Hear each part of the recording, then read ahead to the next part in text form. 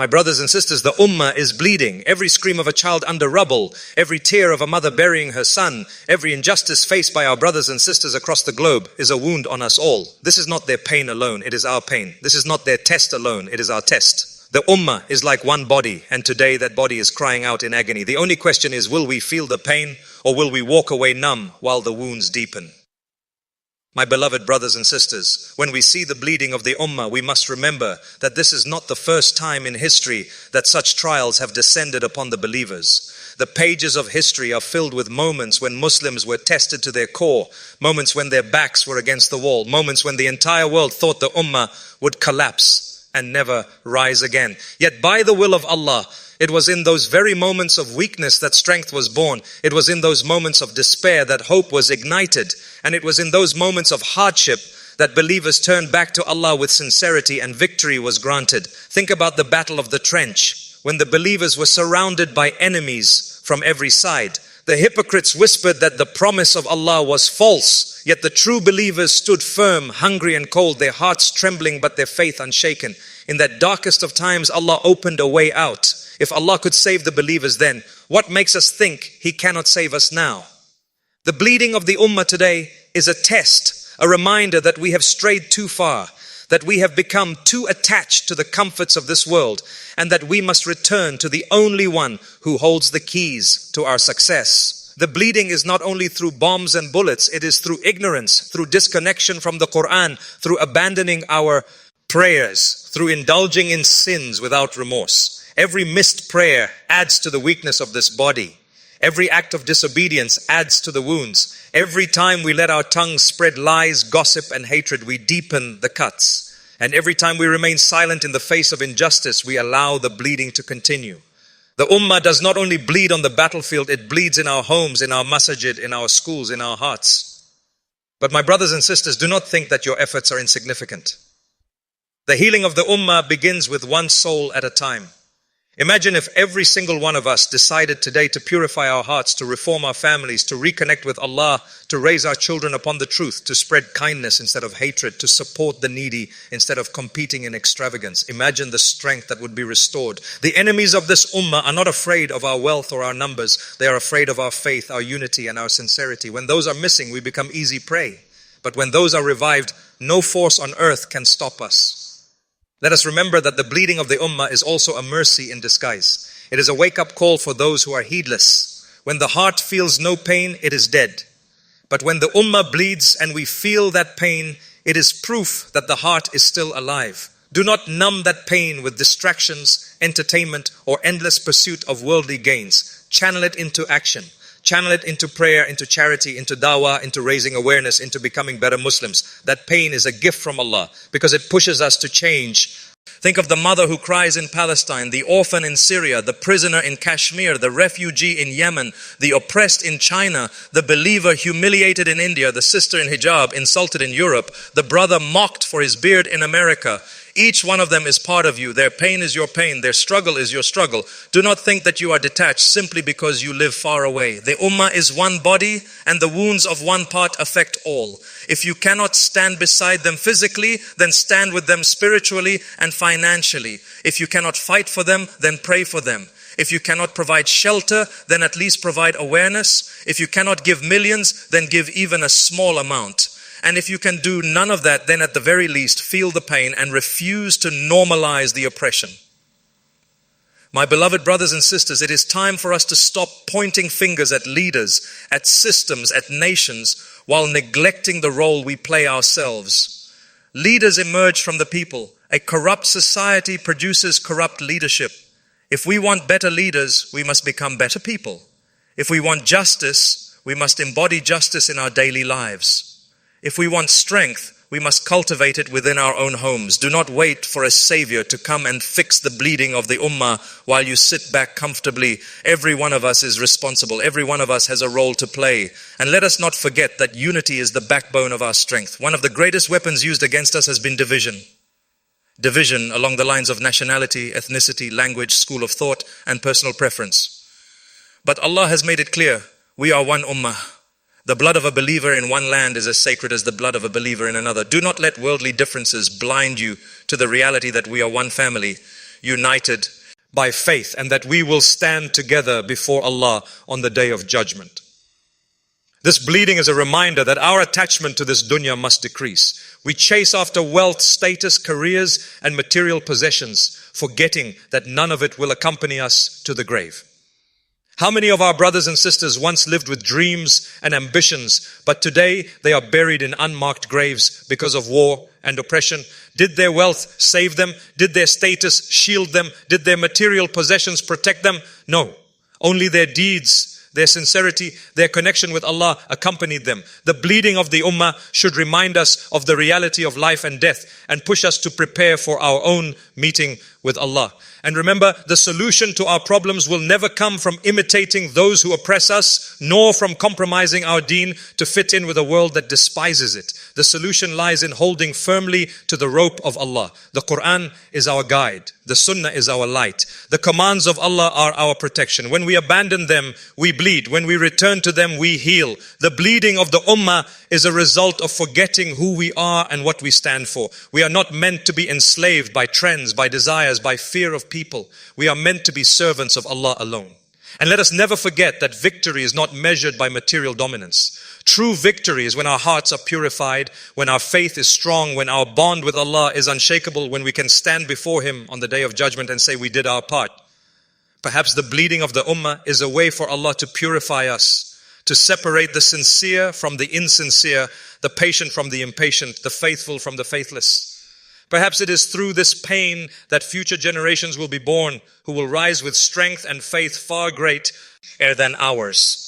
So my brothers and sisters, let us take this bleeding seriously. Let it awaken us from our heedlessness. Let it ignite within us the fire of Iman. Let it push us to become people of action. The bleeding is real, the wounds are deep, but the cure is in our hands. The cure is in returning to Allah, in uniting upon the truth, in living by the Quran, in embodying mercy, justice, and compassion. The bleeding will not stop until we stop contributing to it with our sins, our divisions, our heedlessness. The healing will not begin until we begin to heal ourselves. My brothers and sisters, when we reflect deeply on the bleeding of the Ummah, we begin to realize that this is not merely about external circumstances. It is not only about the tyrants who oppress us, the enemies who attack us, or the powers that conspire against us. Those are indeed realities, but they are only part of the picture. The deeper wound, the more critical bleeding, is from within. When a body is strong internally, external blows may hurt but cannot destroy it. But when the body is weak from inside, even a small wound can become fatal. Today, much of our weakness is self-inflicted.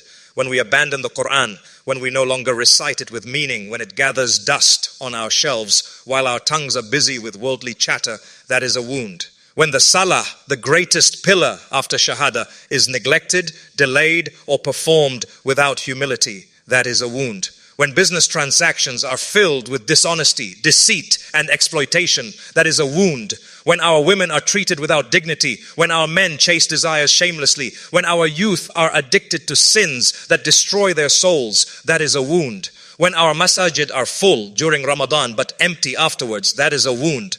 When the adhan calls 5 times a day but our hearts do not tremble, that is a wound. Each of these wounds accumulates and together they cause the Ummah to bleed. And yet, my dear brothers and sisters, the mercy of Allah is such that even in our weakest state, the doors of return are wide open. Allah has not closed His mercy upon us. The bleeding is a reminder, not a final verdict. The bleeding is a call for tawbah, a call for renewal, a call for us to wake up before it is too late. Do not despair in the face of this reality. The bleeding is not meant to paralyze us. It is meant to revive us. It is meant to shake us out of our slumber and bring us back to the straight path. Think about the parable of the believer and the hypocrite. When the believer stumbles, he feels guilt and turns back quickly to Allah. But when the hypocrite sins, he feels nothing, as though he brushed a fly off his nose. The bleeding of the Ummah should make us feel the guilt of collective sin, should make us feel the urgency to change, should make us restless until we contribute to the healing. If we walk away indifferent, then we risk being like those whose hearts are dead, whose eyes do not weep, whose ears do not listen, whose tongues do not call to the truth. The healing of the Ummah begins when we strengthen our own households. Do not think that change only happens on grand stages or through great leaders. Change begins in the private spaces of our lives. If your home is a place where the Quran is recited, where salah is established, where children are raised with love and discipline, where modesty is protected, where sins are avoided, then you have healed a portion of the ummah. If your family reflects faith, mercy and justice, then you are contributing to the strength of the body. The bleeding of the ummah will not be stopped by speeches alone. It will be stopped when each of us transforms the small world within our control. And think of the power of small deeds. The Prophet told us that even removing harm from the road is charity. Feeding your neighbor, smiling at your brother, supporting a widow, sponsoring an orphan, teaching a child the Quran. These may seem small, but they are the stitches that close the wounds of this bleeding ummah. Do not underestimate what Allah can do with your seemingly small effort. On the day of judgment, you may find that a small act you considered insignificant was the very act that weighed heavily in your favor, that brought relief to someone oppressed, that ignited a spark of goodness in a heart, that became a cause for Allah's mercy upon you. My brothers and sisters, another cause of the bleeding is the disease of disunity. How many times do we see believers arguing endlessly over issues that do not harm the enemy but weaken ourselves? How often do we see communities split because of arrogance, egos and pride, while the real oppressors laugh at our disarray? When believers spend more time criticizing one another than defending one another, the ummah bleeds. When scholars are disrespected, when elders are dishonored, when the young are neglected, when we allow anger and hatred to tear us apart, the ummah bleeds. And yet unity is not an impossible dream. Unity does not mean uniformity. It means standing together despite our differences, holding on to the rope of Allah collectively, remembering that we are one body and that the enemy does not differentiate between us when he attacks. The bleeding of the ummah also continues when we consume haram without care. When riba is widespread, when intoxicants are normalized, when shamelessness becomes entertainment, when wealth is hoarded instead of shared, when the poor are ignored while extravagance is celebrated, we are feeding poison into our own bloodstream. We cannot expect Allah's help if we indulge in what He has forbidden and neglect what He has commanded. Healing begins when we purify our income, purify our consumption, purify our hearts, and return to a life of simplicity, honesty, and gratitude. And my beloved brothers and sisters, do not forget the power of patience and perseverance. The bleeding may continue longer than we expect. The wounds may seem endless, but every moment of patience is an act of worship. Every moment of steadfastness is a brick in the foundation of revival. When you remain firm upon your deen, despite being mocked, you are a source of healing. When you hold on to your hijab despite pressure, you are a source of healing. When you refuse to compromise your faith in the workplace, in the classroom, in society, you are a source of healing. When you respond to hatred with dignity, you are a source of healing. When you carry yourself as a representative of Islam, embodying mercy and justice, you are a source of healing. The ummah needs people who do not only cry for its wounds, but who actively live in a way that brings healing. Do not underestimate the role of dua. When you raise your hands in the stillness of the night and beg Allah to help the oppressed, you are contributing to the strength of the ummah. When you shed tears for the widows, the orphans, the refugees and the prisoners, you are not powerless, you are powerful because you are calling upon the Lord of the worlds. Do not belittle this. The greatest victories in our history began with sincere dua before they manifested on the battlefield. When the ummah bleeds, let our dua flow like rivers. And know, my brothers and sisters, that the bleeding is temporary. The promise of Allah is certain. After hardship comes ease. After oppression comes relief. After weakness comes strength. We may not see the full healing in our lifetime, but that does not matter. What matters is that we are PKRC. Art of the process, that we are people of sincerity, people of sacrifice, people who did not turn away when the ummah bled, but who gave their best effort, however small, to stop the bleeding. This world is short. This life is temporary. Do not sell your deen for the comfort of a few years. Do not trade your akhirah for the illusion of success here. Those who oppress may seem powerful now, but their power is fleeting. Those who suffer may seem weak now, but their patience will raise them to stations of honor in the hereafter. The bleeding of the ummah is a test, and each of us is being measured in how we respond. My beloved brothers and sisters, when we witness the bleeding of the ummah, it is easy to fall into despair and hopelessness, to feel as though there is nothing we can do. But despair is not from the qualities of a believer. A believer, even in the darkest of nights, knows that the dawn is near. A believer, even when surrounded by enemies, knows that Allah is greater than all. A believer, even when the world turns its back on him, knows that the Lord of the worlds is watching, listening, and responding. Despair is a poison that paralyzes us, while hope is the medicine that drives us to act. When the believers stood on the battlefield of Uhud, they faced confusion, loss, and wounds. They saw their loved ones martyred, their strength seemingly crushed. Yet Allah revealed verses reminding them that victory is not measured by worldly standards, but by steadfastness and sincerity. Likewise, we may look at the state of our ummah today and feel overwhelmed by its bleeding. But remember, Allah does not look at the size of our resources, the number of our armies, or the wealth in our hands. He looks at the purity of our hearts, the firmness of our faith, and the sincerity of our actions. If we return to Him sincerely, He can transform weakness into strength and humiliation into honor in the blink of an eye. The bleeding we see should not make us turn inward with selfishness. It should expand our hearts with empathy. When you feel pain for others, it softens your soul. When you cry for those you have never met, it purifies your heart. When you give for those who can never repay you, it elevates your rank. The bleeding of the ummah is an opportunity for us to reconnect with the quality of mercy.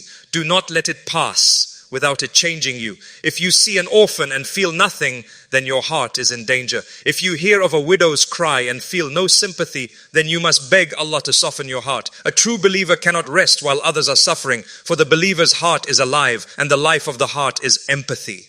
Another reason why the ummah continues to bleed is that we have allowed the dunya to enslave us. We chase wealth endlessly, compete for status, decorate our homes as though we will live here forever, yet we neglect the homes of the akhirah.